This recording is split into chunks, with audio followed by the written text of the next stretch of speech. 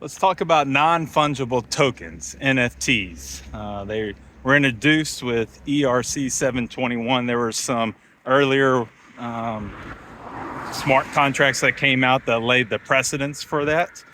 Crypto Punks is the one that really pushed that ERC forward with their way that they implemented um, these non-fungible tokens on the blockchain.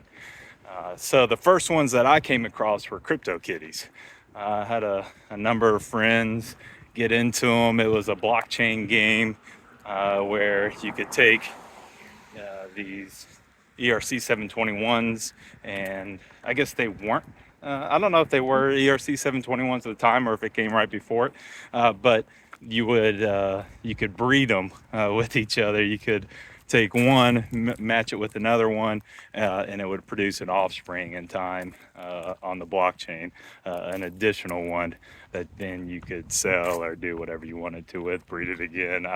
It was a funny game that just ate up the blockchain data there for a while. It was, I remember it was being in December towards the end of a bull run, and it was wild. I remember I was making fun of one of my friends, my roommate from college. He bought one for $20,000.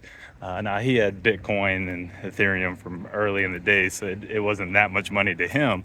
But I remember like he could cash it out and use $20,000 for something, and he bought this JPEG on the blockchain, and uh, and I was in Kentucky with them, working up there at the time, and I remember just making fun of them. I was like, "This is the most ridiculous thing I've ever heard." A picture of a cat. I could draw you a picture of a cat and sell it to you for cheaper than $20,000.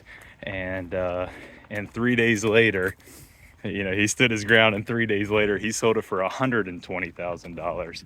And I remember just my mind just kind of blew. I was floored with it. I think that same one, it's CryptoKitty number 5. Cats is what he named it. And it's the Michael Scott of CryptoKitties. It's never bred.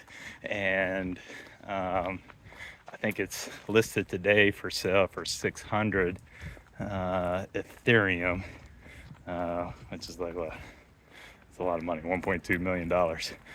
So anyway, if you want to buy it. The first NFT that I bought was an ENS domain. And this was in 2021, maybe that April, early April, maybe March. I think it was probably April though. 2021, I bought drewroberts.eth. I think I bought a couple others, but I registered them for 10 years. It cost like $80. And we'll get to like the airdrop that the ENS token sent out on those. Just that really blew my mind. That was my biggest airdrop. I don't know. There's a lot of big airdrops in that 2021 time frame and into 2022. But the first profile picture, PFP NFT that I bought, I went to dinner with a guy that used to work for me, Christopher Smith, lives here in Orlando, and he had gotten big. He was an editor for a college football website I ran, and he had gotten big into like this Top Shots thing, which is a partnership with the NBA, put things on the blockchain, but they weren't able outside that smart contract. You couldn't sell them outside the smart contract, so it was a closed ecosystem through the Top Shots, and had highlight clips, kind of like basketball cards, was the concept, collectibles. And we went out to dinner, and he was telling me about it, and I knew a good bit about it, so I was just kind of asking him questions about experience, money he made, things like that, how he was trading them. And he showed me on his phone these little monkey pictures, and he said, all of us in Orlando that are in the Top Shots, we are buying up this new NFT collection of these little monkey pictures. And so he was telling me about it, and I had the concept of the CryptoKitties, and I had just done a a token, an ERC20 token. I'd done the programming for it, created a smart contract for this group of pseudonymous individuals, and they paid me a flat fee for it of $10,000 for my work. And so I took half of that and just sent it across the table to them. I was like, here's $5,000, half of what I just made on the blockchain. And I was like, you have 3 of them. Can you buy me 6 with this? And he kind of looked at me and shook his head, but he did. He went on OpenSea, and I remember picking out a couple of them. So I wanted one with a cigar. I think it was 8750 was the ID number. But it was a captain, had matching hat and outfit, which just made it more aesthetically pleasing. And I'm gonna let my cigar go out. And so I bought 6 of them, held on to them. I was going to use them for a project. I started Ape Haven, another ERC 20 token and fungible token. And I told a couple of friends about it and got Carson Turner in, and then we got our first airdrop, which are these little dogs, which are kind of fun. And then they started to be worth a couple $1,000s. And so it was kind of changed my paradigm. Yuga really changed everybody's paradigm with airdrops. And I remember still holding on to it, and another airdrop was projected to come. There's a lot of kind of excitement around the Bored Ape community through the Discord and other things, and especially on Twitter, we were big. I remember doing a podcast interview on it, the board show, and so anyway, the Bored Ape Yacht Club released these serums, and at the time I was getting married, and so I sold the Captain NFT, and I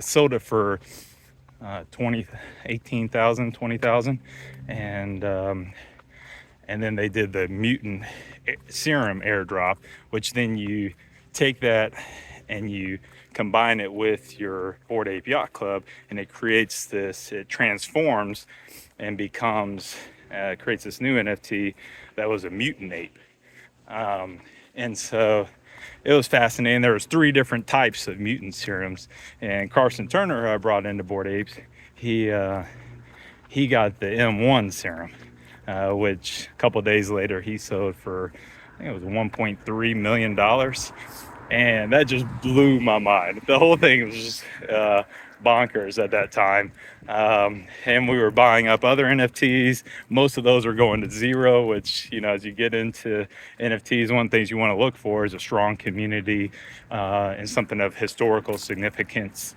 with the way the movement's playing out, and those are the ones that tend to be collectible art for quite some time to come. So it was a fun time. And then in that December, ENS, the Ethereum name, I don't know, solution, I don't know what that stands for, service, Ethereum name service or whatever, they did an airdrop, and it was $18,000 if you had registered it for 10 years. And so that was December 2021. I got that for every ENS domain I had registered on a wallet. And that NFT concept and that airdrop really blew my mind as well.